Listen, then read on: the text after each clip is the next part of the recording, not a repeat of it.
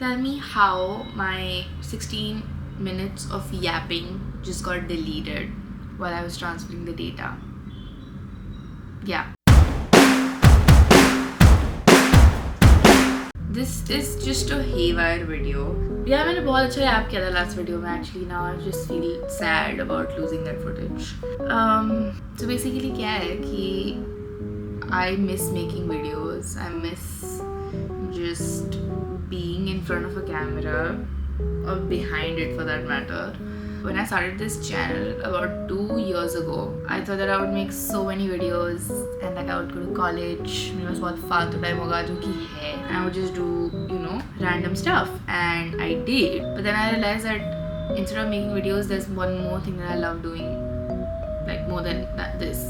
And that's literally doing nothing. That's just staying in my bed, scrolling my phone, doing absolutely nothing. But eventually I also realized that is a big reason of why I feel lethargy, sadness, and this very burdening feeling of not being enough. Also, by the way, I'm sitting in my PG room, so please ignore this. This is not a part of this video. I do not know how to do a green screen, otherwise I would have. But starting this year, my word of the year is intention. And let me explain. Doing random bits of things and getting joy out of it has been fun for the last 18 years. Mummy क्यों call करूँ? Mummy 2 minute में call करूँ? हाँ, okay. Yeah, so that all my life has been a lot of fun, but I think now it's time to do things with some intention, and that includes everything. So starting out, first, I want to read more intentionally this year. I do not want to keep any reading goals because I find myself gravitating towards books that's... Why is everybody calling me? Hello?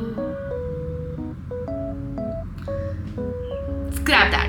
So every time that I keep a reading goal, I find myself gravitating towards books that will increase my reading goal or that will help me achieve it. And that's something that I do not want to. Because even though if you're reading at the end of the day, it's only because you want to increase your book score. And why am I doing that? Second, I always want to have a book on my hand. I have no fucking clue when it became so easy to just target people who carry books with them. I mean, sure, bully somebody who's reading Rich Dad Poor Dad. Sure, bully somebody who's reading I don't know, Colleen Hoover. But other than that, you don't have any reason not to have a book on you. You know what I'm saying? And same goes for watching as well. Even though I love my Letterboxd, I want to see a film being logged in every day. That's something that I want. I'm a year and a half into my college life. I don't know that if I'll get this much free time ever in my life. I really hope I do. I love to do nothing. That being said, let's get into something that I did for the past 3-4 months. First, I started out this year pretty strong with Han Kang's The Vegetarian. Gorgeous cover. Han Kang is the first Asian woman to win the Nobel Prize and to win the Man Booker Prize. I solely picked up this book because of these accolades that she's won, and because she's an Asian woman, and we love to read women authors because they just flesh out characters better. Also, I would love to tag here this one article I read recently. It's about, if I'm not recalling the name properly, it's about why there's scarcity of men in the fiction space, in the English fiction space specifically, and how men not reading fiction is turning out. I think it's a little surface level, but nevertheless very interesting. I think people should talk about this more often enough. Anyway, coming back to this, it's about this woman who turns into a vegetarian, and we're talking about a country like Korea, like South Korea, where predominantly a non-vegetarian consuming country. Most of the people are not vegetarian, and who are not are so because of some religious affiliation. So it's about it underlines patriarchy so well because it's not on your face. You can see and absorb how the simple act of choosing not to eat something is dawning so heavily on this woman and the people around her.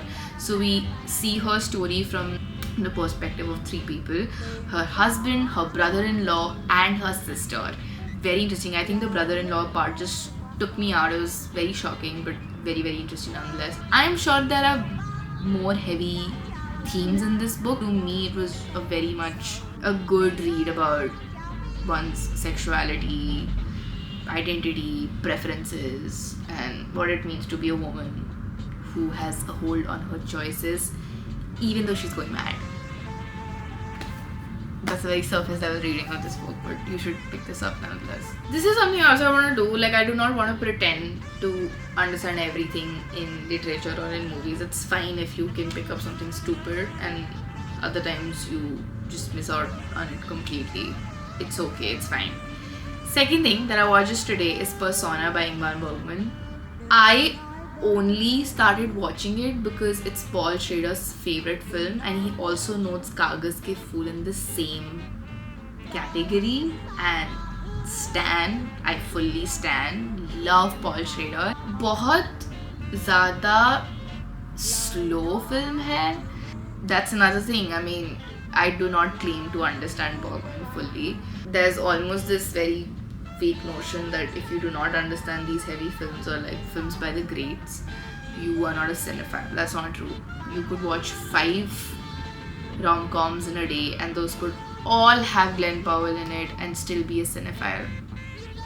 Yes, but this was very interesting nonetheless. I think it's a very film school films for me. Third, it's this poetry book by Rumi. This is my copy from 2021. I recommend this one poem to everybody that I know. It's called A Community of Spirits. This lovely poem has the best phrases juxtaposed with some random outbursts that I think are of a person who has ADHD. But I really, really love this poem. I will note it here. Starting this year, I want to take a poetry book everywhere so that every time like you think of any abstract concept and you realize that you've read about it before, I think the best place to note it down is in a poetry book, because if you are carrying a poetry book as heavy as this one, you will find any experience that you have in your daily life and you can have a reference here. That's what I think. बस यही यार, last year मैंने बहुत अच्छी film देखी. I watched May December, that shook me up. I loved it. I loved Todd Haynes.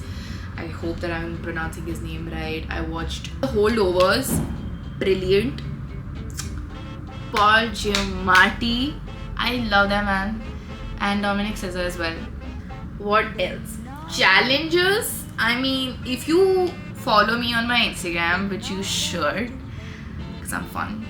I think I've shared up to like 20-30 edits of Challengers just this year. I love Challengers. It's one of the best films from last year and like one of my favorite films ever. I don't think we make films like that anymore. It's so fun, delicious, juicy, evil, character study, but plot, and like films that have a great like aftertaste. Once you finish watching them, those are the best kind of films where you can have polar opposite views and polar opposite likings to the ones that people that have watched it as well. Like, I loved Patrick and I hated Art, but so many people love Art because they think that this is a stupid like white boy who does not know what was going on. He was played by these two characters, but no. Patrick was an honest soul. He just loved Tashi and Tashi just played them. I have opinions about Tashi, but like, that's, nobody wants to hear that. You Google. What else? Oh fuck. Watched Nosferatu and Babygirl. Nosferatu was a solid 3.54 for me. I really enjoyed it. Like, I did not know anything about the Dracula, vampire, Nosferatu space, that there was a movie that was before this as well. I liked it. I think it was a little surface level, but like fun. Makes you feel something. Fun. Lily Rose Depp killed it. I want to watch more stuff by Robert Eggers for sure. But Babygirl, it took me out, dude. It just took me out. I really had fun watching it. Nicole Kidman, like, it changed my opinions about Nicole Kidman forever. In this film, I think I get it. I get the Nicole Kidman appeal. I get the AMC commercial appeal. I get it all. Helena Reyev or Reyev, I'm sorry, I'm not pronouncing her name correctly. She also directed Bodies, Bodies, Bodies, which was such a fun movie. I watched it a while back. And for her to direct these two films says a lot. One thing I'm also liking this year, or at least filmed the films last year, is that like these two very different kinds of films, like Babygirl and The Substance, which was a very famous film from last year that I watched that I did not like that much because it was really hyped up. I think it just did not go anywhere at the end. Coralie Farragut, fuck, I can't say wrong names. These are two filmmakers who are not American, who are making films that are very, very famous with the American audiences and naturally then with the like overall pop culture. And like that's super fucking cool. Women are taking the lead to make weird fucking films that are not mainstream, that are not serving everyone. That's insanely good. I want to watch all of David Lynch's films again because he just recently passed away and it was so sad. I loved having him on my screen every time he just made an appearance and he said the most random shit and it all made sense. It made you feel as if everything is going to be okay. And I just want to feel that again. So I'm going to do that by watching his films. I want to watch Blue Velvet, Mulholland Drive, Twin Peaks, the original Dune, Eraserhead, The Elephant Man. Yeah. मेरे को घंटा लगेगा यार edit करने में. It's fine.